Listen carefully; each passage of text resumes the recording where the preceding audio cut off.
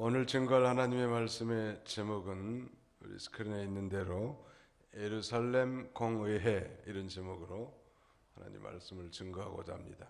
예루살렘 공의회. 어떻게 해서 이 예루살렘 공의회가 모이게 됐는가, 또 이 예루살렘 공의회가 소집된 이 배경, 즉 문제는 무엇 때문이고 또 어떻게 결론이 났는가 에 대해서 사도행전 15장에 아주 자세하게 언급되어 있습니다. 우리가 이 매주일 공예배 때 하나님 앞에 신앙 고백하는 가운데 우리 사도신경 마지막 부분에 거룩한 공예와 성도가 서로 교통한다는 내용이 거기 포함되어 있지 않습니까? 거룩한 공예와 성도가 서로 교통하는 것을 믿는다는 거예요. 예루살렘 공의회, 좀 어려운 말 같습니다만 우리 교단의 총회를 생각하면 되겠습니다. 또 총회보다 더 적은 단위인, 우리로 말하면 우리 교회는 동서울 노회에 소속된 교회란 말이에요. 이 노회나 총회, 이게 다 공의회라고 할 수 있습니다. 공적인 의논하는 단체, 공의회. 근데 하나님께서 바로 이 공회에 같은 말인데 그걸 더 세우시고 또 성도들 간에 교통하는 것을 기뻐하시는 하나님이시죠. 우리 교단에서는 소위 우리 교단뿐만 아니라 한국 교단의 모든 총회는 공식적으로 1년에 한 번씩 이렇게 모입니다. 대개 다 9월 둘째 주쯤 총회라는 걸 모이는데, 이 총회의 회원의 자격은 안수받은 목사님들과 시무 장로님들로 구성되어 있습니다. 그래서 이 교단의 중요한 문제들을 거기서 의논하는 거예요. 하나님께서는 그렇게 이 대표들을 세워서 이 중요한 교리적인 문제나 행정적인 그런 어려운 문제들을 의논해서 결정하는 걸 기뻐하시죠. 또 이 비총회 기간 동안에는 상임위원회라는 기관을 또 만들어서 우리 교단 같은 경우는 중요한 회무를 의논합니다. 우리 상임위원회는 총 13명으로 구성되어 있는데, 가령 총회에서 공적으로 선출된 임원 3명, 총회장, 총무, 서기, 이 사람들이 상임위원이 되고, 그 다음에 총회장이 지명하는 2명 있고, 현재로서는 그 다음에는 11개 노예가 있는데 11개 노예 가운데 노회장이 상임위원장이 되는데, 총회장, 총무, 서기가 포함된 노예는 제외돼서 13명으로 현재 구성되어 있습니다. 그 상임위원회가 과거 이병기 목사님 살아계실 때는 교단의 모든 입법, 사법, 행정 아주 슈퍼 파워를 가진 그런 기관으로 교단을 이끌어 왔는데요. 이제는 많이 이제 분권이 돼서 사법적인 재판국도 새로 구성하고, 또 상임위원회는 중요한 그 행정적인 일을 주로 의논하도록 이렇게 되어 있습니다. 성경은 소위 대표 정치를 가르치고 있습니다. 즉 장로들을 세워서 하나님의 교회를 세워나가는 정치가 장로 정치고, 그 장로 정치가 아주 성경적이란 말. 그래서 이 장로를 잘 세우는 것이 그 교회나 총회의 발전에 지대한 영향을 끼치는 거예요. 왜냐하면 이 성도들이 대표를 세워서, 교회로 말하자면 당회가 있는데, 이 당회는 이 안수받은 목사와 시무 장로들로 구성되어 있습니다. 그래서 교인들이 공동회라고 하는 게 또 있지만 자주로 모이지 못하기 때문에 그 대표를 세워서 또 교회 중요한 문제를 의논해 나간단 말. 그리고 아주 더 근본적이고 중요한 문제, 장로를 세우는 문제, 그 다음에는 교회 재정을 의결하고 결산하는 문제, 이런 것들은 세례받은 교인들로 구성된 공동의회라는 것을 또 모여서 중요한 의논하고 또 결정하게 되어 있습니다. 오늘 이 예루살렘 공의회는 최초의 종교회의라고 할 수 있습니다. 첫 번째, 우리 교회사의 첫 번째 종교회의, 그건 바로 예루살렘 공의회란 말. 이 모이게 된 동기가 무엇인가? 거기 오늘 본문에 이제 언급되어 있는데 15장 1절 한번 읽으시기 바랍니다. 유대에서 어떤 이들이 내려와 형제들을 가르치기를 만일 너희가 모세의 관례에 따라 할례를 받지 않으면 구원받을 수 없다라고 하므로. 유대에서 어떤 이들이 내려왔습니다. 유다 예루살렘 교회 출신이겠죠. 예루살렘에서 수리아의 안디옥 교회로 어떤 사람들이 내려와 가지고 안디옥 교회 성도들에게 이렇게 가르치는 거예요. 예수를 믿어도 모세의 관례를 따라 할례를 받아야만 구원을 받을 수 있다, 그렇게 주장하는 거예요. 잘못된 주장이에요? 바른 주장이에요? 1. 잘못된 주장이다. 2. 바른 주장이다. 3. 잘 모르겠다. 잘못된 주장이란 말. 우리가 이 바른 진리는 뭐예요? 예수를 자신의 구주로, 개인적인 구주로 믿기만 하면 죄에서 해방되는 구원을 얻게 되는데, 예수를 믿어도 할례를 행해야 구원을 받을 수 있다고 말하는 그런 자들이 지금 유대에서 지금 내려와 가지고 안디옥 교회를 혼란하게 만드는 거예요. 그러니까 이 성도들 헷갈리는 거예요. 아니, 우리 바울 목사님을 통해서는 예수만 믿으면 구원받는다고 했는데 예루살렘에서 올라온 이 선생들이 예수를 믿어도 할례를 행해야 구원받는다고 말한단 말이에요. 그러니까 적잖은 변론과 혼란이 교회 안에 와 있고, 이런 이 중대한 이 교리 분쟁을 해결하기 위해서 이제 최초의 예루살렘 총회가 개최되는 거예요.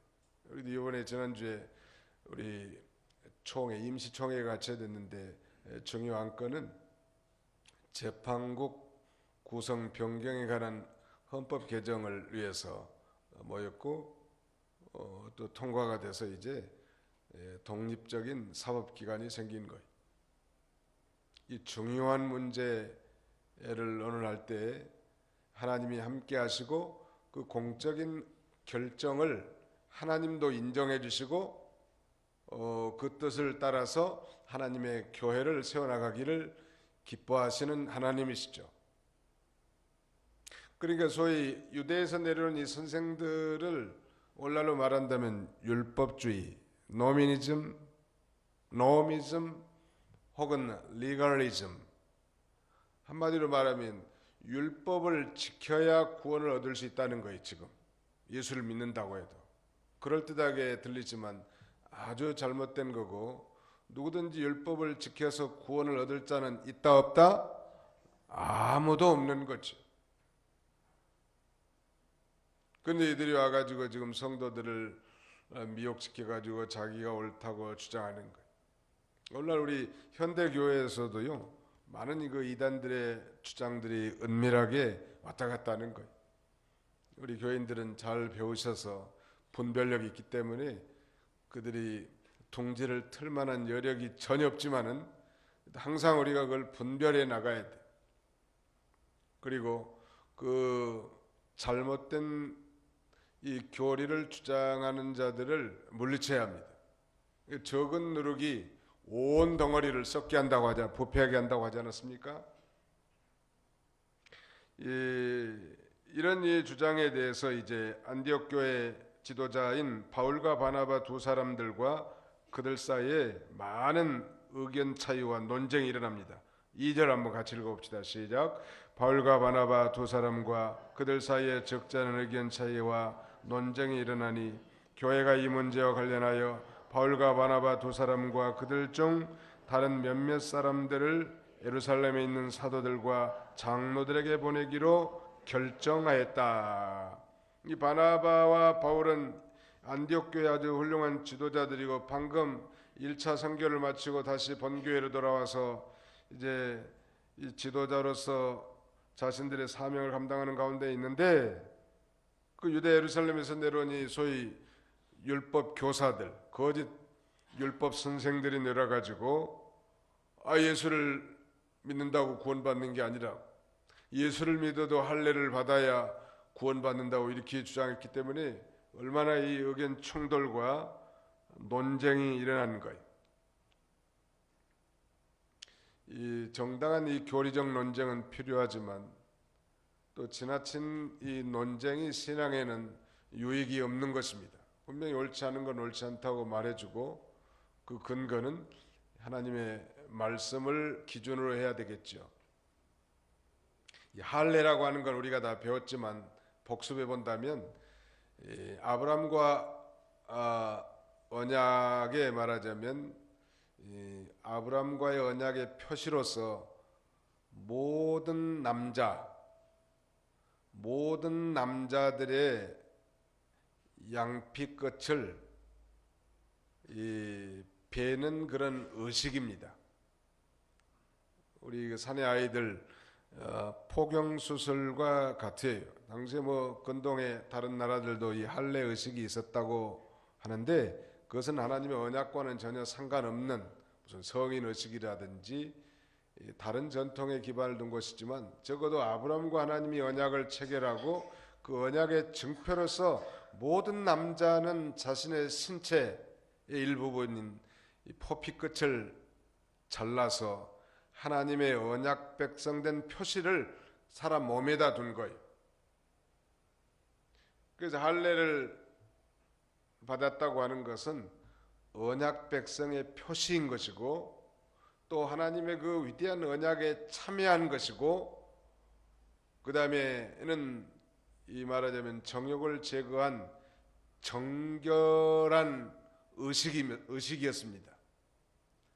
그리고 그 언약을 지키지 않는 사람은 하나님의 언약에서 배제된다고 하나님께서 그렇게 말씀을 하셨죠.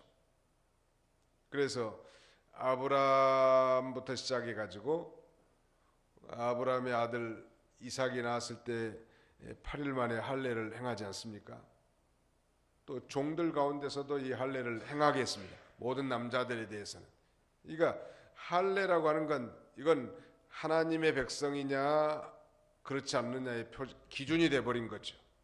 근데 더욱 중요한 것은 이 할례라는 게 이 껍데기 의식적인 것만이 아니라 정말로 하나님의 백성으로서 하나님을 향한 순결함, 하나님을 향한 충성심, 하나님을 향한 온전한 순종, 이런 것이 밑바탕이 되어야 되겠는데 세월이 흐름에 따라서 이 할례라는 의식만 남아있고 그 내용은 다 상실돼 버렸어요.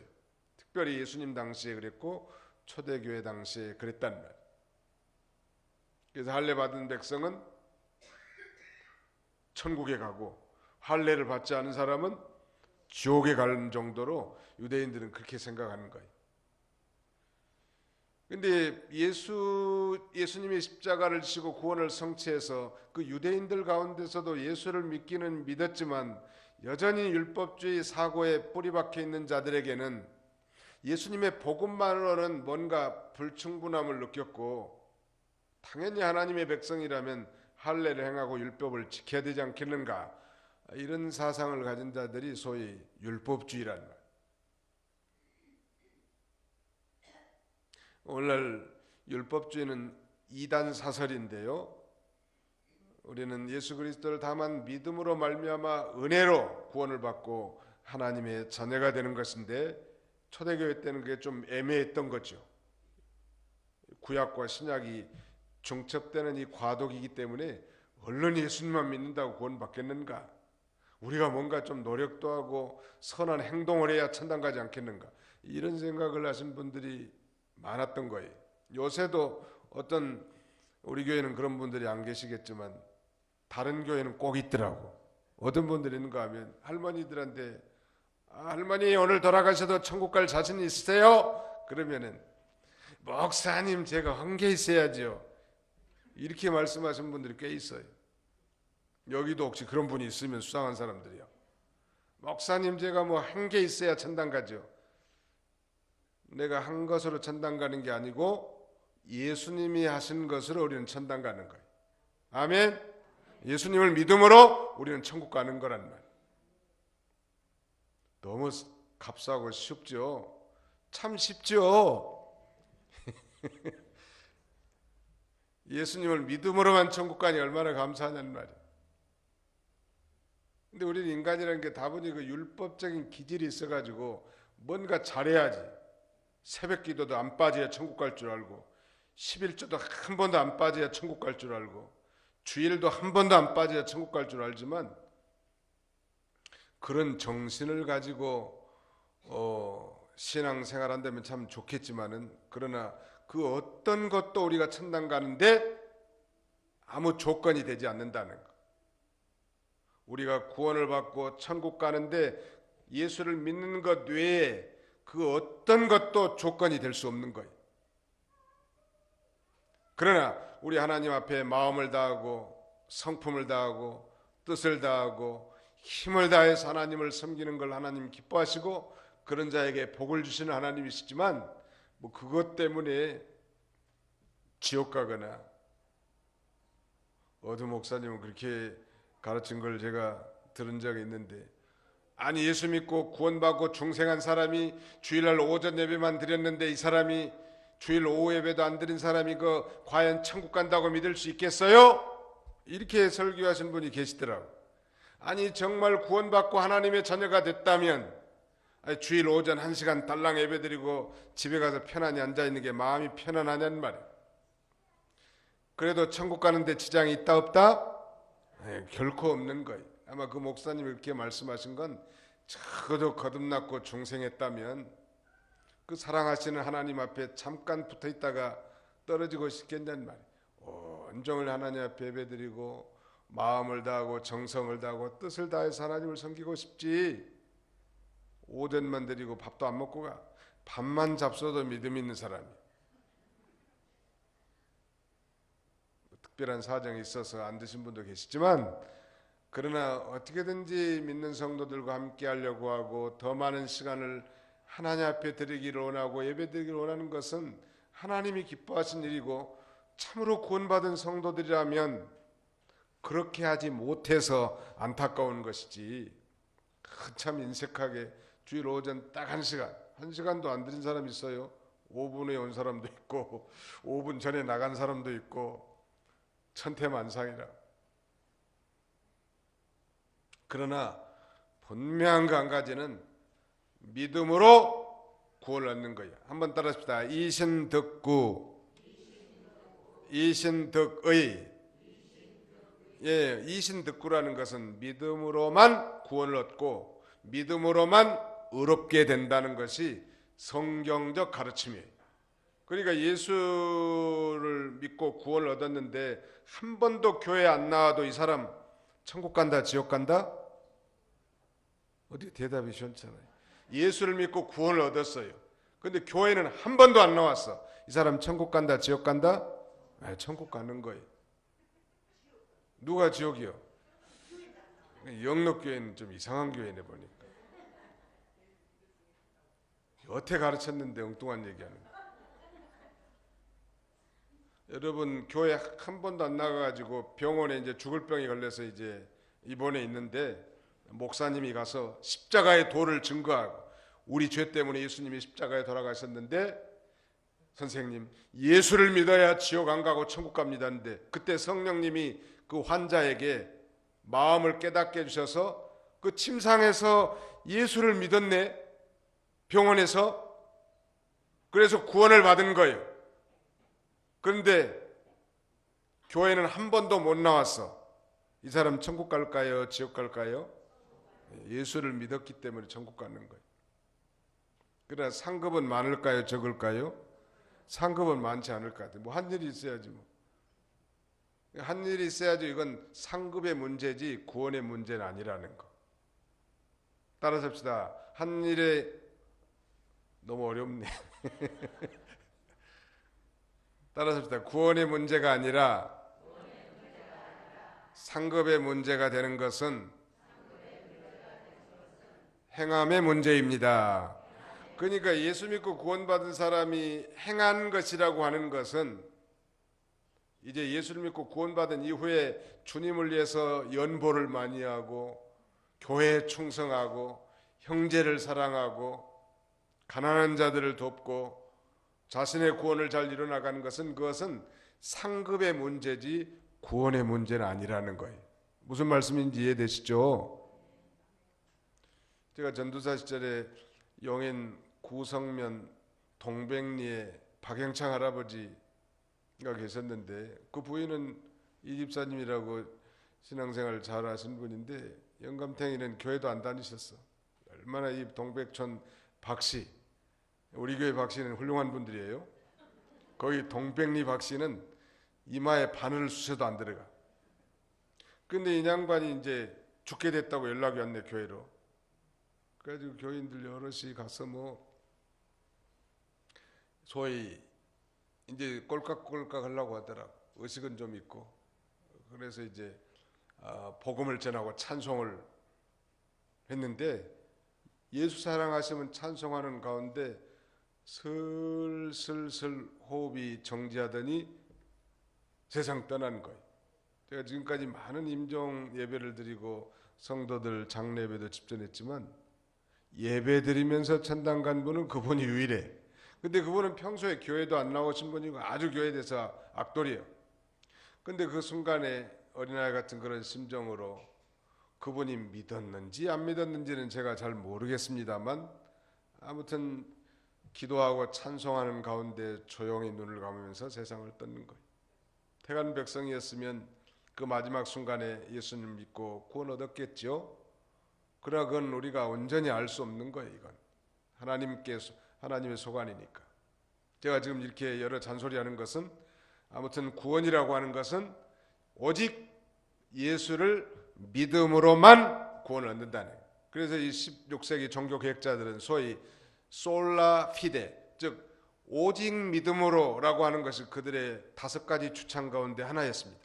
한번 따라합시다. 오직 믿음으로. 네, 오직 믿음으로지 거기다가 0,0000001%의 행함도 우리가 구원받는 데는 들어가지 않는 것이. 오늘날 교인들이 오래 신앙생활하다 보면 타성에 젖어가지고 믿음으로 구원 얻는다는 진리로 받았는데도 불구하고 자신도 모르게 내가 뭔가를 해야 구원받고 천당 가는 줄 착각하는 사람도 있고 다른 사람들에게 그렇게 정죄하는 사람들도 있는데 아주 잘못된 거란. 그러므로 우리는 잘 믿든지 못 믿든지 교회를 나오든지 안 나오든지 저분은 뭐 새벽기도도 안 나오는데 뭐 믿음 있겠어요 목사님? 뭐 새벽기도 나오는 거하고 믿음 있는 거하고 뭔 상관이? 어느 정도의 척도는 될지언정 그건 절대적인 기준이 되는 거 아니에요. 그래서 우리는 사람을 판단하면 안 된다. 그러나 예수를 믿고 구원 얻어서 너무나 감사하고 정말 하나님 앞에 기도하지 않고 만나지 않고 하루를 시작할 수 없다는 그런 절박한 심정으로 하나님 앞에 나와 이런 첫 시간을 하나님 앞에 드린다면 하나님이 얼마나 기뻐하시고 그를 통해서 위대한 역사를 이뤄 나가시겠냐는 말.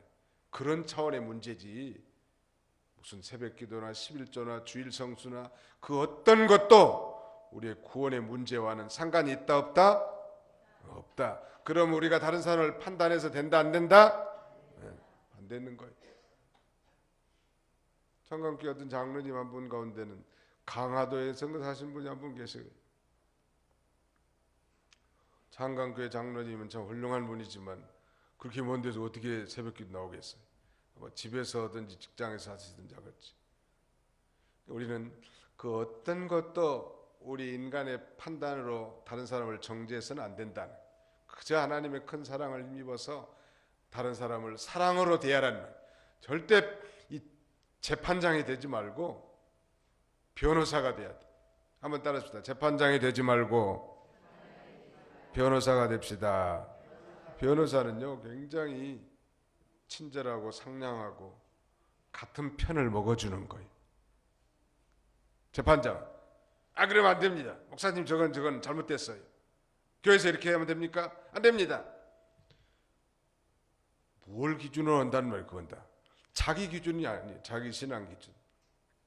아니, 교회는 엊그저께 믿은 나약한 신자들로부터 정말로 순교 정신을 가진 장성한 신자들까지 그야말로 다양한 사람들이 다 모여서 하나님 앞에 예배드리는 곳이기 때문에 그저 감사하고, 내가 정말 모든 성도들이 내가 본이 돼서 하나님의 교회를 견고하게 세워나가야 되겠다, 그런 마음을 갖는 것이지 나의 기준이 다른 사람의 판단의 기준이 돼서는 안 된다는 거예요. 근데 오늘날 한국 교회에 이런 일들이 비일비재하다는 거예요, 문제는. 그러니까 교회에서 상처받고 떠나는 거예요. 아무개 집사 보기 싫은 나 교회 안 가. 그 교회 안 간다고. 그 교회 갔더니 참 집사님들, 권사님들이 얼마나 마음이 따뜻하든지 그 훈훈함 때문에 교회를 가는 거, 그런 교회가 돼야 되지 않을까요? 물론 그렇다고 죄를 용납하고 잘못된 사상과 교회를 포용하라는 얘기는 아니에요.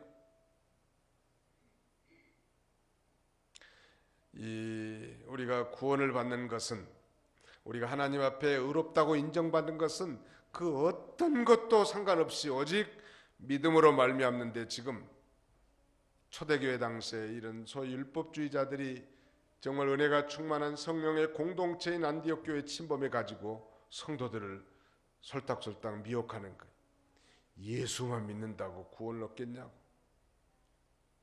할례를 받아야 된다고, 율법을 지켜야 된다고 이런 주장하기 때문에 많은 의견 차이와 논쟁이 있어서 안디옥 교회 대표인 바울과 바나바 그리고 몇몇 사람들을 대표로 예루살렘 교회, 모교회 아닙니까? 거기 보내서 이제 이 예루살렘 교회 사도들과 소위 선지자들이 함께 공동체를 이루어서 공동의회라는 걸 이제 하게 되는데요. 이제 떠납니다. 그들이 안디옥 교회에서. 3절부터 읽으시기 바랍니다. 5절까지. 그들이 교회의 전송을 받고 페니키아와 사마리아를 두루 다니며 이방인들의 핵심에 대하여 이야기하여 모든 형제들에게 큰 기쁨을 주었다. 그들이 예루살렘에 이르러 교회와 사도들과 장로들에게 영접을 받고 하나님께서 자신들과 함께 행하신 모든 것들을 보고하였다. 바리새파에 속하였다가 믿는 자들 중 몇몇이 일어나 이방인들에게도 할례를 주고 모세의 율법을 지키라고 명령해야 한다고 말하였다. 예, 이제 안디옥 교회 대표들이 예루살렘 교회로 간 길에 교인들의 전송을 받고 베니게, 즉 페니키아와 사마리아를 두루다니면서 이방인들의 회심에 대해서 얘기하여 모든 형제들에게 큰 기쁨을 주었다. 이제 바로 이제 예루살렘 교회로 간 것이 아니라 페니키아와 사마리아에 전에 복음을 전해서 구원받은 그 성도들을 만나서 이방인들이 복음을 듣고 하나님께로 돌아왔다는 이 죄인들의 회심에 대한 그 간증을 통해서 그들에게 큰 기쁨을 줬다는 거예요. 오늘날도 예수 안 믿고 우상 섬긴 사람들이 교회에 돌아오는 것은 모든 성도들의 큰 기쁨이에요. 교회가 은혜스러우려면 전도하는 사람들이 많아야 하고 전도받아서 새로 이 교회에 들어온 사람들이 있어야 교회가 흐뭇하고 따뜻하고 그 다음에는 생명력이 넘치죠. 한마디로 하면 교회에 아이들의 울음소리가 나야 돼. 요새 젊은 사람들 아이들 안 나가지고 냉랭하단 말이 너무해. 하나도 많다는 거예요. 집안에도 아이들이 이렇게 태어나면요 분위기가 달라져요. 아이가 없으면 이혼하기도 쉬워요. 아이가 그 부부간의 끈을 이어주는 아주 중대한 고리거든요. 저놈의 새끼들 때문에 내가 저 영감태희 보기 싫지만 같이 산다고. 내가 너희들 아니었으면 내가 12번이라도 떠났다고. 그게 그 아이들 때문에 그 가정이 유지가 되고 하나가 될 수 있다는 거예요. 교회도 마찬가지입니다. 전도에서 열매가 없고 교회 안에 이 말하자면 고목 신자들만 남아 있으면요 재미가 없어. 자꾸 아이들을 많이 낳아야 돼. 금년에 우리 교회 한 2명은 낳을 것 같아. 지금 김지연 집사님이 지금 4월 8일 날 출산할 것 같고, 또 우리 김수진 전도사님 며느리가 아마 언제 나는 거예요? 한 8월 달 나요? 7월 말이 난대. 8월 7월 말. 이거 2명은 전도에 따놓은 당상이 됐다고 지금. 아무튼 많이 나는 게 좋아. 교회는 바글바글해. 한 달에 한 몇 명씩만 나오면 참 좋겠는데. 아무튼 이방인들이 복음을 듣고 하나님께로 돌아온 소식이야말로 큰 기쁨이에요. 우리 뭐 교회 잘 안 나오다가 아니면 오랫동안 결석했다가 교회에서 얼굴 보면 많이 기쁘잖아요. 성도들, 온 성도들이 다 즐거워하게 된다는 거예요. 하물며 예수를 안 믿던 사람이 회개하고 예수님께로 돌아와서 또 한 교회 공동체가 된 건 큰 기쁨이고 하나님의 역사인데, 이런 하나님의 역사를 통해서 온 성도들이 기뻐하는 것. 성도들의 기쁨이란 게 그거예요. 내가 어떤 일을 해서가 아니고 하나님이 나와 함께 하셔서 나타난 역사, 하나님이 우리를 통해서 이루어진 그런 역사를 보고 우리 교회 문제가 아니라도 함께 즐거워할 수 있고 기뻐할 수 있는 것입니다. 4절, 그들이 예루살렘에 이르러 교회와 사도들과 장로들에게 영접을 받고 하나님께서 자신들과 함께 행하신 모든 것들을 보고했다. 즉 특별히 바울과 바나바가 1차 선교 여행을 마치고 왔는데 얼마나 많은 사람들이 주 앞으로 돌아온 하나님이 함께 하셔서 자신을 통해서 이루신 그 위대한 전도의 역사, 선교의 역사를 이 사도들에게 증거함으로 말미암아 아주 큰 기쁨이 있었는데, 거기에 역시 예루살렘 교회에 이런 사람들이 있었습니다. 5절, 바리새파에 속하였다가 믿은 자들 중 몇몇이 일어나 이방인들에게도 할례를 주고 모세 율법을 지키라고 명령한다고 말하였다. 이런 자들이 이 안디옥 교회도 내려왔던 거 아니에요? 그래서 이제 공회가 열립니다. 사도들과 장로들이 이 문제에 대하여 의논하려고 모였다. 이게 소위 말하면 예루살렘 총공회, 예루살렘 공회입니다. 예루살렘 공회에 모여서 많은 이 논박이 있었는데, 맨 먼저 나이가 가장 많은 이 베드로가 일어나서 이렇게 말합니다. 7절 한번 읽어보세요. 많은 논란이 있는 후에 베드로가 일어나 그들에게 말하였다. 형제들아, 너희도 알고 있는 바와 같이 하나님께서 내 입을 통해 이방인들이 복음의 말씀을 듣고 믿게 하시려고 오래전에 너희 가운데서 나를 택하셨다. 또 마음을 아시는 하나님께서 우리에게와 같이 그들에게도 성령을 주어 증언하셨고 믿음으로 그들의 마음을 깨끗하게 하셔서 우리와 그들 사이에 아무것도 구별하지 않으셨는데, 이제 어찌하여 너희가 하나님을 시험하여 우리 조상들과 우리도 질 수 없던 멍에를 제자들의 목에 두려고 하느냐. 우리가 주 예수님의 은혜로 구원받는 것을 믿으며 이것은 그들도 마찬가지이다. 예, 이것은 그들도 마찬가지이다. 즉 누구든지 예수를 자신의 개인적인 구주로 믿으면 구원의 은혜를 받는데, 우리도 질 수 없는 멍에를 왜 이방인들에게 지우려고 하느냐. 그 멍에라는 건 바로 율법의 멍에거든요. 율법을 지켜서 의롭게 될 자는 있다 없다? 아무도 없는 거죠. 율법은 우리가 지켜서 의롭게 되라고 주신 것이 아니고, 우리가 배운 대로 율법은 이 그리스도께로 인도하는 몽학 선생이라고 배우지 않았습니까? 율법을 지키려다가 보면, 자신의 힘으로 율법을 지키려다가 보면 벽에 부딪히는 거야. 아유, 난 할 수 없구나. 오호라, 나는 곤고한 사람이로다. 이 사망의 몸에서 누가 나를 건져내겠는가 하고 그리스도께로 와서 그리스도를 영접하고 의롭다 칭함을 받고 성령을 받아서 이제 성령 안에서 행할 때 율법의 의로운 요구이신 사랑의 삶을, 희락의 삶을, 화평의 삶을 성취할 수 있는 것입니다. 자신의 의지와 결단으로 율법을 지킬 수 없는 거예요. 그러나 이제 우리는 성령님이 우리 안에 내주에 계시기 때문에 이제 그 성령님의 인도와 주장을 받아 살아나가면 하나님이 요구하신 율법의 근본 정신, 의로운 요구를 이루어 드릴 수 있는 것입니다. 율법을 완벽하게 다 지키신 분은 누구예요? 예수님이 신구약의 모든 율법을 다 지키고 의롭다, 의를 이루셨는데 우리는 믿음으로 말미암아 바로 예수님이 이루신 그 의를 받아갖는 거예요. 그래서 하나님께서는 예수님을 믿는 것을 의로 인정하는 거예요.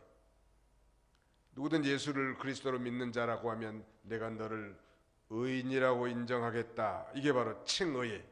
justification. 얼마나 감사하냐는 말. 그러나 우리가 칭의, 의롭다고 인정을 받았지만 실제 우리의 삶을 돌이켜보면 불의한 것들이 많고 부족한 게 많잖아요. 그래서 그러나 우리 안에 성령님이 계시기 때문에 이제 날마다 실제로 의로운 사람으로 만들어져 나가는 거예요. 언제까지? 천당 가는 그날까지. 법적인 의인이 됐기 때문에 실제 의인이 돼 나가는 과정이 예수 믿고 천당 가는 날까지 계속되어 나가는 것입니다. 유대인이나 이방인이나 구별 없이 누구든지 예수를 자신의 구주로 믿기만 하면 주 예수를 믿으라 그리하면 너와 내 집이 구원을 얻으리라 라고 말씀한 것처럼 구원을 얻게 되겠는데, 이 놀라운 진리가 왜곡돼서 이 초대교회의 율법주의자들의 미혹으로 말미암아 안디옥 교회에 혼란이 왔고 이 교리적인 문제를 정립하기 위해서 예루살렘 총회가 모이게 된 것입니다. 오늘날 이 초대교회의 진리가 소위 말하자면 교부 시대에는 어거스틴을 통해서 전수되었고, 이것이 이제 이 종교개혁 시대에 종교개혁자들이 전수받은 진리고, 그 다음에는 이들이 또 청교도들이 받은 진리고, 미국의 북장로교인들이 받은 진리고, 그것이 우리 한국 평양에 퍼뜨려진 복음 진리고, 어떻게 보면 한국에서 가장 보수적인 신앙 노선을 가진 우리 교단과 총회에 준 그 진리요.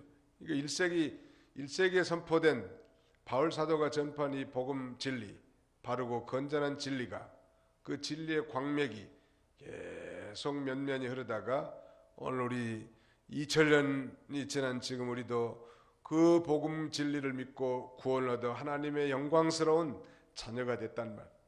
감사하잖아요. 근데 이게 만약에 예수를 믿어도 무슨 할례를 행해야 된다든지 무술 거기다 뭘 플러스 시키는 것은 다 잘못된 이 비진리고 다른 복음이에요. 그래서 바울은 갈라디아에 보낸 편지에서 이 다른 복음을 전한 자에게 저주를 받을지어다 하고 아주 말씀하지 않습니까? 믿음으로 말미암아 구원받은 그 은혜의 진리에 굳게 서서 우리가 감사하고 또 다른 사람들에게 전파하는 그런 저와 여러분들이 다 되시기를 주님의 이름으로 축원합니다. 거룩하신 하나님 감사합니다. 3일 동안 주의 은혜의 장중 아래 붙들어 주셨다가 오늘 오중에도 주 앞에 이렇게 나와 하나님 앞에 십자가를 바라보고 우리를 위해 흘리신 예수 그리스도의 보혈의 공로에 의지하여 회개하고 자복하며 믿음으로 하나님 앞에 나아가 예배하고 기도하며 찬송할 수 있는 귀한 시간 허락해 주신 것 참으로 감사합니다.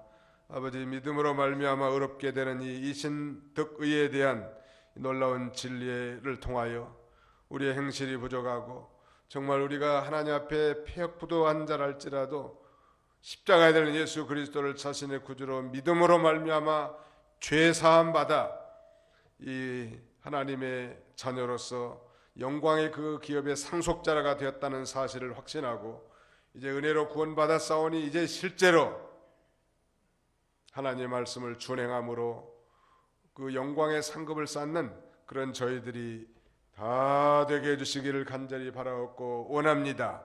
사탄은 오늘날도 어떻게든지 바른 교회 건전한 진리를 부패시키기 위하여 성도들이나 교회에 은밀하게 침입하여 미혹함으로 이 타락시키고 변절시키려고 하는 이 사단의 괴계를 밝히 분별하고 건전한 교리적 논쟁을 통하여 회의를 통하여 바로 정립하고 교회를 세워나가는 그런 저희들이 다 되게 해주시고, 특별히 우리 교회가 우리 주님 재림하는 그날까지 이 건전한 교회로 하나님의 복음을 선포하는 그 은혜의 복음이 선포되는 아름다운 교회로 하나님 세워지도록 같이 해주시기를 간절히 바라옵고 원합니다.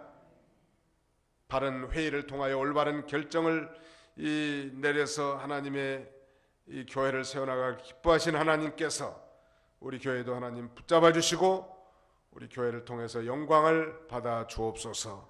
병든 자들을 하나님께서 위로해 주시고 치료해 주시고, 여러 가지 어려움으로 고생당하는 우리 성도들 하나님께서 영으로 진리로 함께 하셔서 날마다 승리의 삶을 살게 하여 주옵소서.